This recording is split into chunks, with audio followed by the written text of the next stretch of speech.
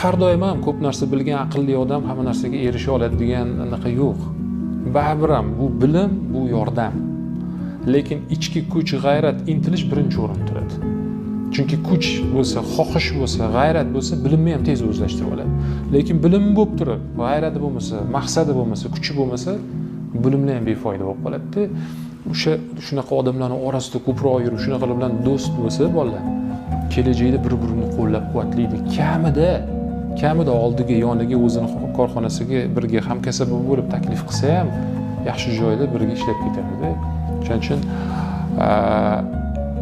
oliy ta'limni yaxshi tarafi u yerga o'qiyman, rivojlanaman, o'zim ustimdan ishlayman, bir narsalarga erishaman degan odamlar ko'proq yig'iladi. Har doim ham ko'p narsa bilgan aqlli odam hamma narsaga erisha oladi degan anaqa yo'q. Baribir ham bu bilim, bu yordam. Lekin ichki kuch, g'ayrat, intilish birinchi o'rinda turadi. Chunki kuch bo'lsa, xohish bo'lsa, g'ayrat bo'lsa, bilimni ham tez o'zlashtirib oladi. Lekin bilim bo'lib turib, g'ayrati bo'lmasa, maqsadi bo'lmasa, kuchi bo'lmasa, bilimlar ham befoyda bo'lib qoladi. Shunaqa odamlarning orasida ko'proq yurib, shunaqa bilan do'st bo'lsa, bolalar kelajakda bir-birini qo'llab-quvvatlaydi. Kamida oldiga, yoniga, o'zini korxonasiga birga hamkasb bo'lib taklif qilsa ham yaxshi joyda birga ishlab ketadi.